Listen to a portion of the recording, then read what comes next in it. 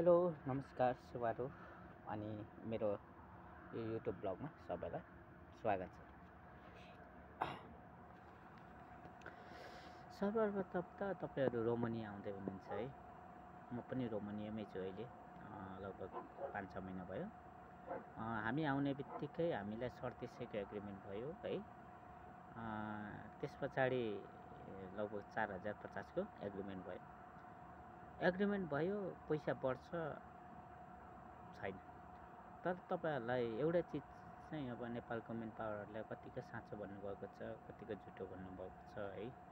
नेपालमा तपाईँहरूलाई जति एलाउड गरेको छ, जति भनेको छ लगभग त्यति चाहिँ तपाईँहरूले पाउनुहुन्छ।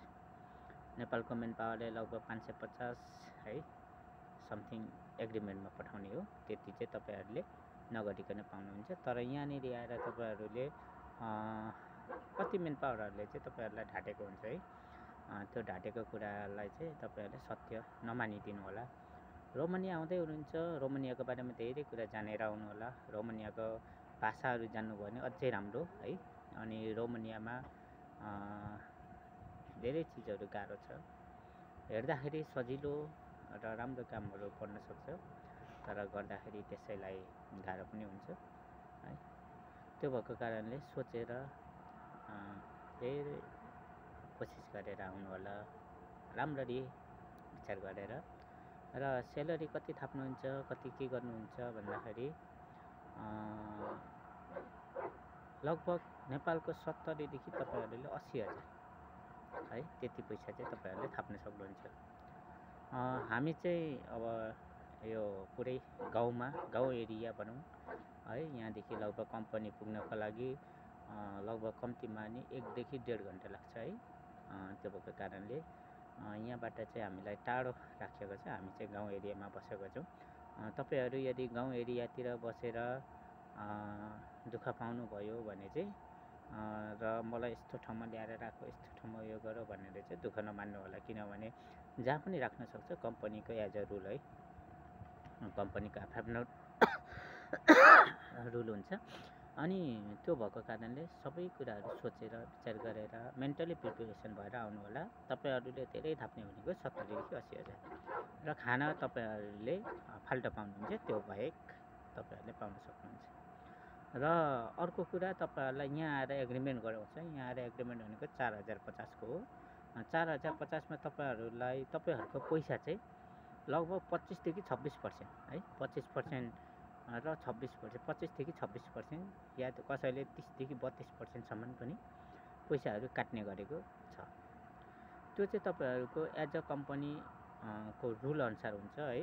र गभर्मेन्टले लिने जुन ट्याक्स छ त्यो चाहिँ 26% तपाईँहरूलाई त्यो पैसा चाहिँ काट्छ। र तपाईँहरूको 26% पैसा काट्दाखेरि रहने पैसा भनेको बेसिक पैसाहरू जति पाउनुहुन्छ त्यति नै हो। र त्यही भित्र चाहिँ तपाईँहरूलाई खानाको व्यवस्था भएको हुनसक्छ है। एज अ कम्पनी अनुसार अब सबैको एउटै हुन्छ भन्ने छैन, त्यही हो। र त्यो खाना चाहिँ तपाईँहरूले पाउने पैसा भनेको 3500 देखि 3600 या 3400, अब हेरी तपाईँहरूले कति काम गर्नुहुन्छ त्यही काम अनुसार चाहिँ तपाईँहरूले पाउन सक्नुहुन्छ है।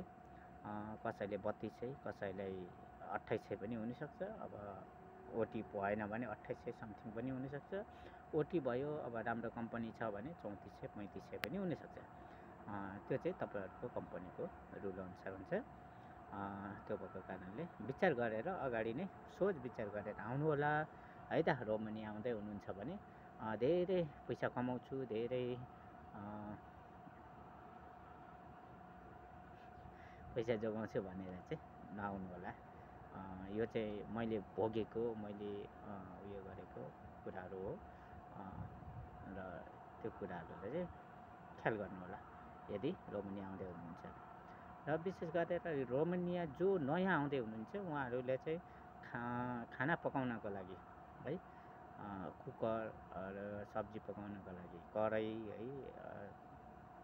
थालहरू, बटुकाहरू, चम्चाहरू है, आदि इत्यादिहरू चाहिँ आफूलाई चाहिने सामानहरू चाहिँ लिएर आउनु होला। र अब लगभग जाडो सिजन पनि सकिएको छ है। लगभग जाडो सिजन सकिएकोले अब गर्मी सिजन लाग्छ। र पनि जाडोमा चाहिनको लागि ज्याकेटहरू लिएर आउनु सक्नुहुन्छ है त। ओके, आजलाई यति नै। फेरि कुनै दिन केही विशेष कुराहरू आएछ भने चाहिँ कुरा गरौँला है त। Okay, bye bye, see you.